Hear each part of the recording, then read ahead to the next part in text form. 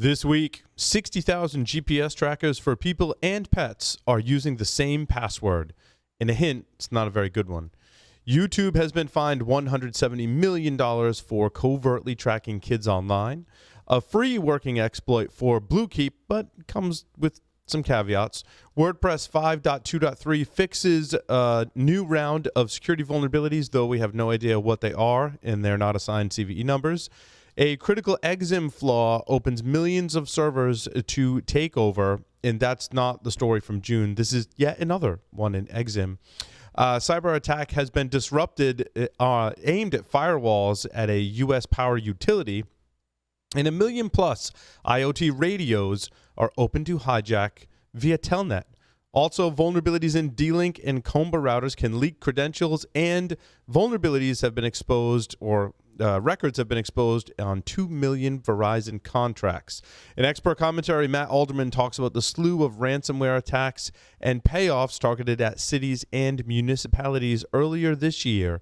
Is the tide starting to turn? All that and more on this episode of Hack Naked News.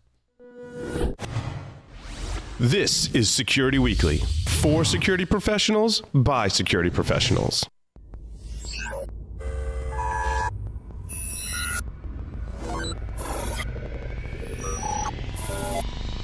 Broadcasting live from G-Unit Studios in Rhode Island, it's the show that brings you the security news each week. And despite popular belief, we do wear pants. It's Hack Naked News. Let the team at Black Hills Information Security test your defenses. With over 10 years of experience in penetration testing, red teaming, and threat hunting, the testers at Black Hills will help you find the holes in your security before the bad guys do. The team at Black Hills cares about educating and sharing their knowledge by creating countless blogs, open source tools, and webcasts for you to learn more about the tradecraft of pen testing and red teaming. Visit securityweekly.com/BHIS to join their mailing list and view the latest blogs and webcasts from Black Hills Information Security. Too many alerts and not enough action? It's time to get SaltStack. SaltStack is an intelligent IT automation platform that detects security issues in critical business systems and then actually fixes them. With SaltStack, security and IT teams work together to define custom security policies with certified checks for CIS, DISA-STIGs, and more. You can scan systems for millions of compliance checks in minutes. Remediate compliance and vulnerability issues with powerful automation, all in a single platform. Visit securityweekly.com/SaltStack to learn more. Welcome to Hack Naked News. This is episode 233 for September 10th, 2019. Excuse me. I'm your host, Paul Asadorian. Of course, exciting news around the Security Weekly webcast program. We're partnering with ISC Squared as an official CPE provider. That's right. If you attend one of our webcasts, you get 1 CPE credit. Pretty much sums it up. You can go to securityweekly.com/webcasts to get a list of the upcoming webcast. We've got Logarithm coming up, which is going to be really awesome, and a host of others. If you missed them, securityweekly.com/on-demand. And now, for the security news for the week, researchers at Avast Threat Labs found that ID numbers assigned to each device for these GPS trackers were based on its International Mobile Equipment Identity, or IMEI. Even worse, during manufacturing, devices were assigned precisely the same default password of 123456. Well, the first 5 anyway, the password to my luggage. Got to change that. In any case, the design allowed researchers to find more than 600,000 devices actively being used in the wild with the same password. As if that wasn't bad enough, the devices transmitted all data in plain text using commands that were easy to reverse engineer. The result, people who are on the same network as a smartphone or web-based app can monitor or modify traffic that has to do with the GPS systems. YouTube has been fined $170 million for covertly tracking ads, or tracking kids rather, online. The penalty follows a complaint filed by the FTC and the New York Attorney General that YouTube had violated the Children's Online Privacy Protection Act, or COPPA. Passed in 1998, that legislation advanced new rights for children under the age of 13. It forced service providers to tell children what information they're collecting and how they will use it. Seems fair even for adults, not just kids, and parental consent to do so if they want to reuse their information. They must also enable parents to review the information collected and to prevent its further use. YouTube failed at this. Big surprise. It used cookies to follow kids around the internet without getting consent from their parents. This only happened with the regular YouTube service and not with YouTube Kids, the exclusively child target service launched in 2015 by YouTube. Heads up, a free working exploit for BlueKeep is in Metasploit. So by default, Metasploit's, so there are some caveats that go along with this. And I do caution people that you're going to want to patch your RDP systems, certainly, as, once it lands in Metasploit. Although there are some, limiting factors in there, it probably means more people are going to be using this exploit. By default, Metasploit's BlueKeep exploit only identifies the target operating system version and whether the target is likely to be vulnerable. The exploit does not currently support automatic targeting.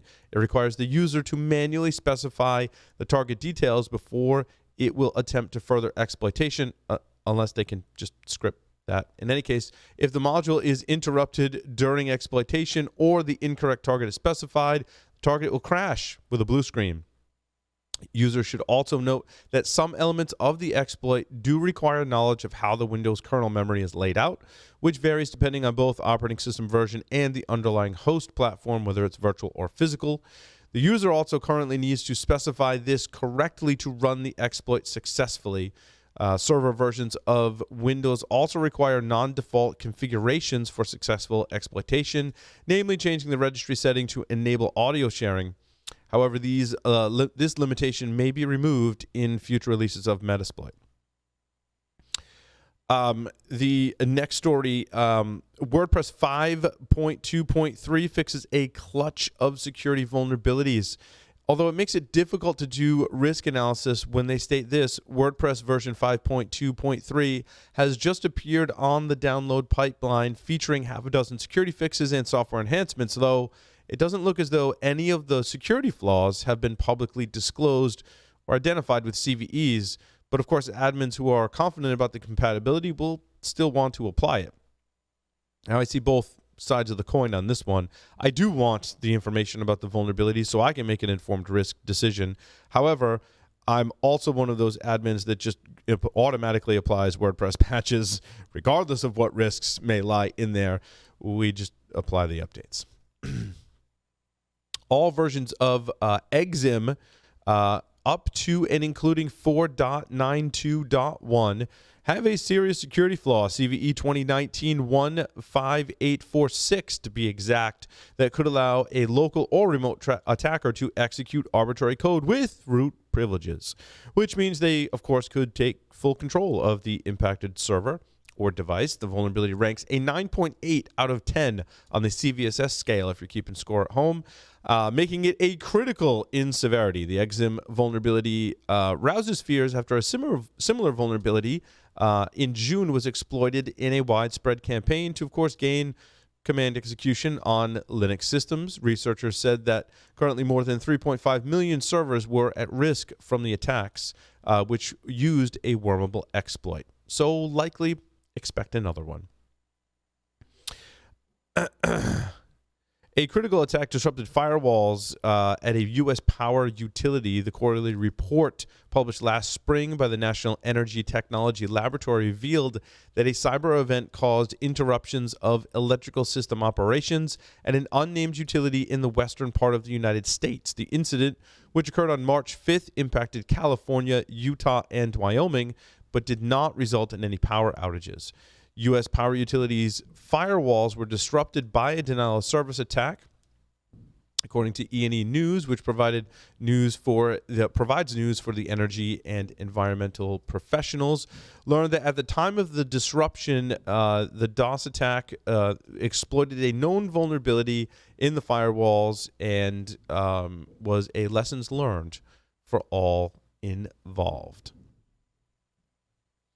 There is a major hole in the devices made by Imperial Endabman IoT Radios, also called IND. They have a weak password vulnerability that could allow a remote attacker to achieve root access to the gadget's embedded Linux BusyBox operating system, gaining control over the device.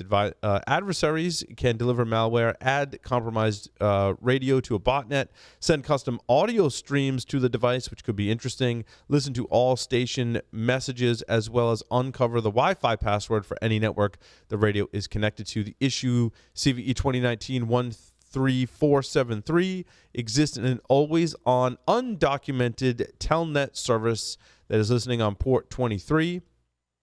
It uses, it says, a weak passwords with hard-coded credentials. Not sure if it's either or both. If it's a hard-coded credential that's a bad password, it doesn't matter. It's hard-coded. It can be whatever. It can be cracked, apparently, using simple brute force tactics. From there, an attacker can basically gain unauthorized access to the radio and its operating system. 2 vulnerabilities in D-Link routers affect different models in use in the wild today. Some of them do sound like they are used by ISPs. TrustWave's disclosure team said that it made multiple attempts to notify both companies of the vulnerabilities after their discovery. However, their response, or lack thereof, points to a persistent problem with device makers neglecting to take outside security recommendations seriously, said the company. Now, those past 2 stories really break my heart when it comes to IoT security, because we've done a poor job, and people, either they're not listening or we need to do a better job of securing embedded devices or IoT systems, because clearly the things we've been saying over the years are, no one's taken our advice, and including things like Telnet and backdoors and not responding to vulnerability disclosure. Just bad week all around for IoT. Vulnerabilities were exposed in 2 million Verizon customer contracts. So the story goes, a UK-based researcher, Daily B, was analyzing Verizon wireless systems when he came across a subdomain that appeared to be used by the company's employees to access internal point-of-sale tools and view customer information. Further analysis led to the discovery of a URL pointing to a PDF format for contracts for Verizon wireless customers who use the company's monthly installment program to pay for their devices. While authentication was needed to access the files, the expert initially managed to access one contract linked to a specific phone number and contract number after brute forcing the URL's get parameters. Hopefully that person had permission, as sometimes that can lead to trouble, so make sure you have permission before you do things like that. We'll take a short break and come back for expert commentary with Matt Alderman. Stay tuned. The question is simple. Have any of the systems on my network been compromised? The answer is harder than it should be. Enter AI Hunter. Active Countermeasures has automated and streamlined techniques used by the best pen testers and threat hunters in the industry to create AI Hunter, a network threat hunting solution that does the first pass of a hunt for you to identify systems that are most likely to be compromised and scores the results on a scale from 0 to 100. You can then research those systems in depth with AI Hunter. Focus your valuable time on the systems that need your expertise with AI Hunter. Sign up for a personal demo today at securityweekly.com/ACM. And we're back on Hack Naked News with Security Weekly CEO Matt Alderman. Matt, welcome to Hack Naked News. Thanks for having me, Paul. Yes, nice. Filling in for Jason Wood. So, Matt, we've talked about ransomware attacks. I feel like we can't talk about them enough because they're still happening, and there's no great solution out there for especially state and local governments. Yeah, I mean, we've seen a slew of these ransomware attacks and associated payoffs, right? And they're really going after cities and municipalities because there's weaknesses. The question I have is the tide starting to turn.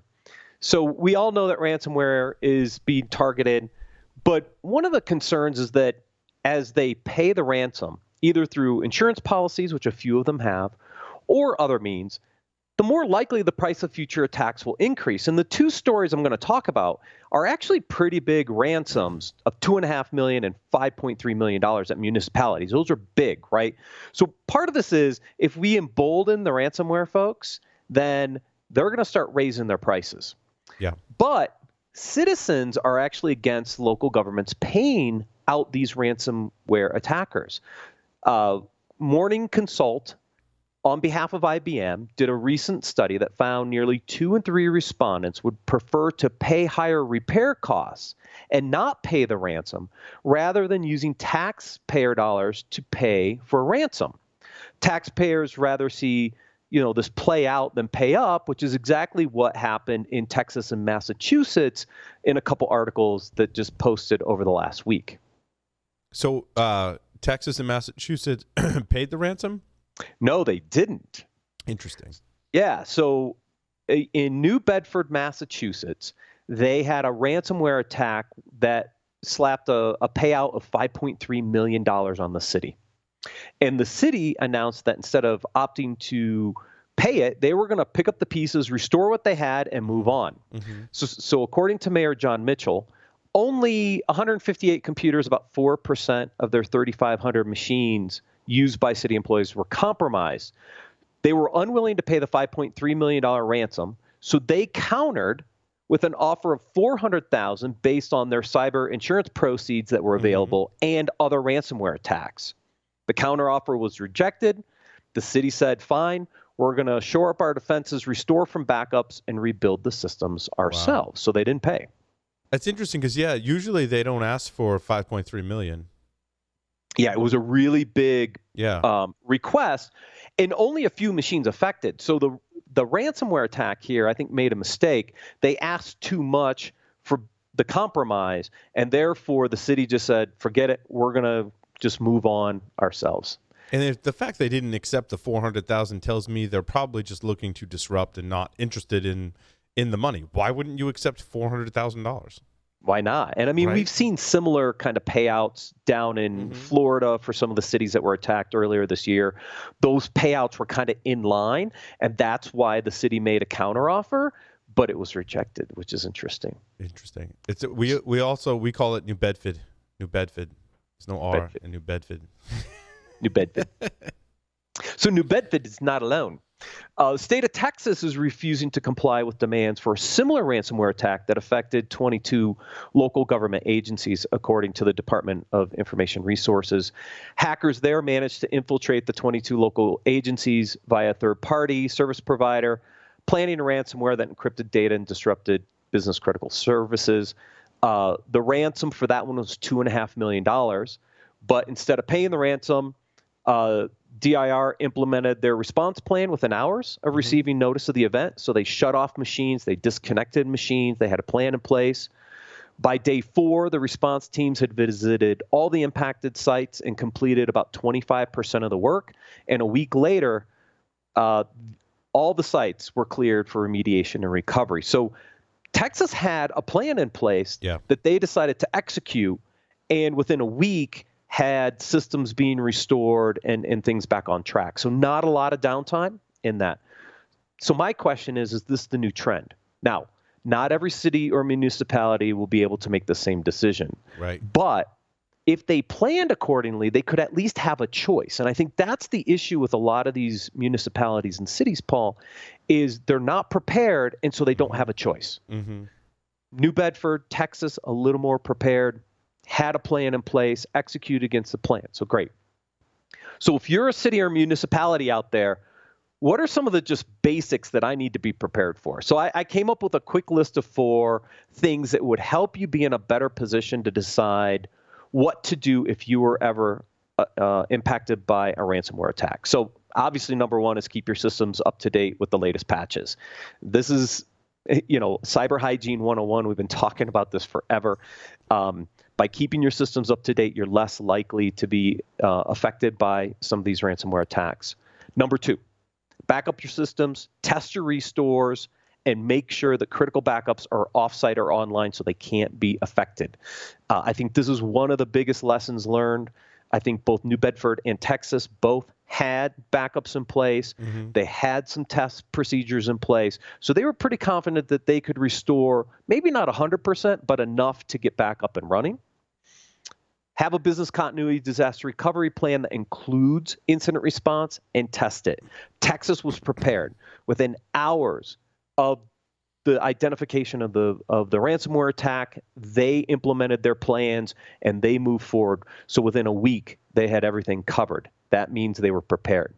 And obviously, periodically test your defenses, whether internally or externally, using a reputable testing firm to make sure that you are prepared and your environments are protected from some of these potential attacks. And I think those are great recommendations, Matt, especially considering if you were to look at that from a state level, perhaps even a federal program that could help states, cities, and towns implement these basic things, right? They would at least have a fighting chance. Exactly It'd not right. Be 100, you can never be 100% secure, obviously, but they'd have a fighting chance if they were patching and had backups. And those are systems that I think you can centralize and distribute. Again, you have a federal program, a state program, and then cities and towns can take advantage of that and go, yeah, I want all my systems backed up. Maybe I got to take some money out of my budget. But like the Ocean model, it's a group buy, so it should be theoretically be a much less of a cost than the individual city or town going to a big security vendor going, yeah, we want to protect like 200 systems, right? Yeah. One of the findings that came out of that report, which I didn't mention, is that a lot of citizens would like to see more federal programs to help the state and city municipalities actually protect themselves. So to your point, Paul, right? If there are some federal guidelines that maybe put these basics into place and helped provide some of those basic services, this would put all cities and municipalities and even some of these state agencies in a better position to at least have options of whether they want to pay or not pay when they get impacted by a ransomware attack. Agreed. Awesome. Thanks so much, Matt. With that will conclude this episode of Hack Naked News. Thank you, everyone, for listening and watching. See you next time.